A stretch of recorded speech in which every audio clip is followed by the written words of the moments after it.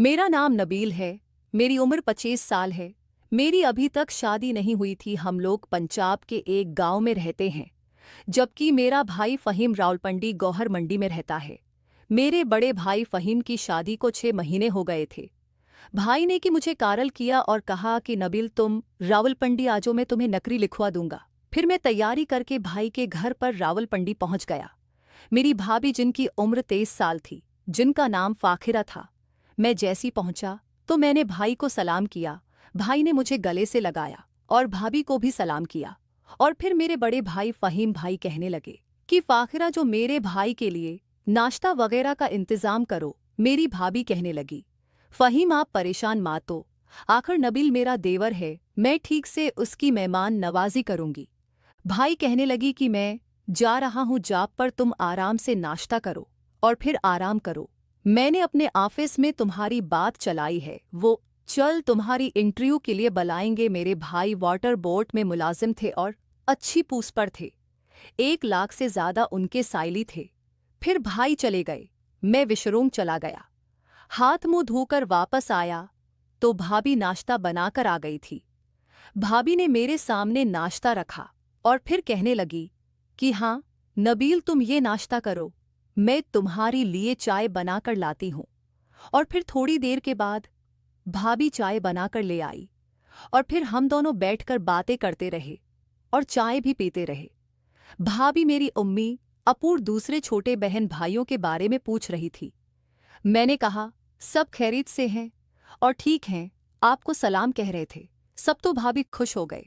भाभी बहुत खूबसूरत और जवान भी थी, क्योंकि उनकी शादी को मुहीद 6 महीने हुए थे और उनकी कोई औलाद भी नहीं थी और दिखने में बहुत ज़्यादा खूबसूरत थी। मैंने नोट किया था कि भाभी मुझे गौर से देख रही थी, जैसे मैं उनको अच्छा लगा हूँ। शायद फिर मुझे जमाइयाँ आने लगी तो भाभी ने कहा कि नबील जाकर फला रूम में सो जाओ, आराम कर लो। मैं जाकर रूम में सो गया, पता ही नहीं चला। दोपहर के 2 बज गए। भाभी मुझे उठाने आई हुई थी। नबील उठो, मैं तुम्हारे लिए खाना लगा रही हूँ, खाना खा लो, फिर उसके बाद सो जाना। मैंने कहा भाभी मुझे सोने दे, मैं खाना रात में खाऊंगा। भाभी ने कहा नहीं शाबाश सोचो। फिर मैं उठा, हाथ मुंह धोकर खाने की टेबल पे आया तो भाभी ने बेफ कोरमा बनाया हुआ था। भाभी ने और मैंने बैठकर खाना खाया। मैंने कहा भाभी आपके हाथ में तो बहुत जायका है। भाभी ने कहा मेरी हर चीज़ में बहुत जायका है, बस तुम टेस्ट करने वाले बनो। मैंने कहा क्या मतलब भाभी? तो भाभी कहने लगी सिर्फ मेरे हाथ में जायका नहीं है, नहीं मेरे अंदर भी अच्छा जायका है, कभी तुम टेस्ट तो करो। मैं भाभी की बात समझ गया कि वो किस टेस्ट की बात कर रही हैं। मैंने कहा भाभी क्यों नहीं? भाभी ने कहा अभी तो तुम यहाँ बहुत सारे दिन रहोगे, आराम से मैं तुम्हें टेस्ट भी करवाऊंगी। और फिर मैं अपने रूम में आकर दोबारा सो गया, जो रूम मुझे भाभी ने दिया था। शाम में भाई भी आ गया और मैं भी उठाकर फ्रेश होकर बाहर आ गया और भाभी ने चाय बनाई हुई थी। हम तीनों ने बैठकर चाय पी और भाई बाकी दार वालों के बारे में पूछ रहे थे। अब वो रमी के बारे में पूछ रहे थे। मैंने कहा भाई सब खैरियती हैं और आपको सलाम कह रहे हैं। भाई ने सलाम के जवाब दी और कहा कि 2 दिन बाद तुम्हारा टेस्ट है, रेडी रहना। मैंने कहा भाई मैं बिल्कुल तैयार हूँ। भाई कहने लगे कि आज मैं बहुत थका हूँ और आज तो दिल चाह रहा है कि नींद की गोली खा के सो जाओ और फिर आगे। 10 बजे हम लोग खाना वगैरह खाकर अपने अपने कमरों में चले गए। भाई ने नींद की गोलियां खाई और सो गए। भाई मुझे पानी देने के बहाने मेरी कमरे में आई और कहने लगी कि नबी रात को 1 बजे मैं तुम्हारे कमरे में आऊंगी। आज तपीर को मैंने तुम्हें बताया था कि मैं तुम्हें अपना टेस्ट करवाऊंगी। मैंने कहा जी भाई मैं आपको इंतज़ार करूंगा। फिर भाई मुझे पानी की बोतल देकर चली गए। आज क्योंकि सारा दिन मैं सोता रहा तो मुझे रात को नींद नहीं आने वाली थी और फिर भाई का टेस्ट जो करना था तो नींद तो वाकई मेरी अड़ गई थी। फिर मैं रात के 1 बजने का इंतज़ार करने लगा और फिर बाल आखिर रात का 1 बज गया। मैंने दरवाजे को कंडी नहीं लगाई थी। तकरीबन 5 मिनट ही गुजरे थे कि दरवाज़ा हल्का सा खोला। मैंने देखा भाई बिल्कुल तैयार होकर मेरी कमरे में आ रही थी।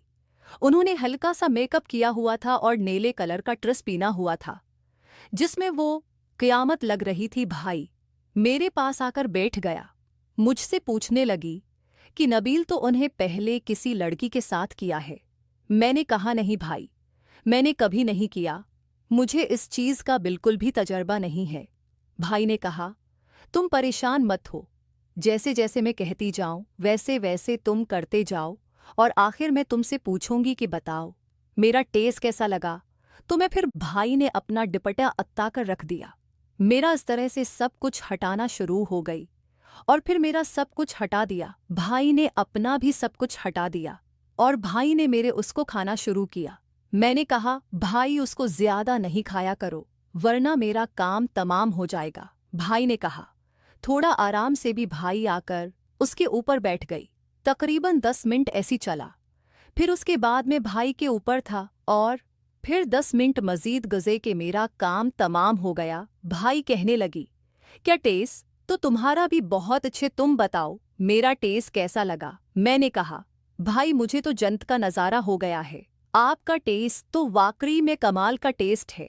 भाई ने कहा, अच्छा ठीक है मैं चलती हूँ। मैंने कहा, नहीं भाई एक दफ़ा और करते हैं ना। भाई ने कहा, अच्छा 30 मिनट सब्र करो, उसके बाद फिर दोबारा शुरू करते हैं।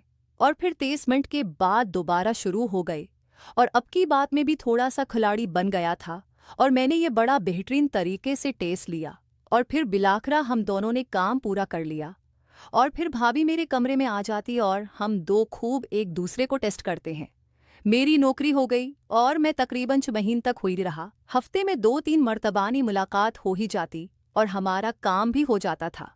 फिर मुझे लाहौर ट्रांसफ़र कर दी गए और फिर मैं लाहौर में आ गया। अभी मुझे जब भी कभी मौका मिलता है मैं रावलपिंडी जाता हूँ। शुक्रिया।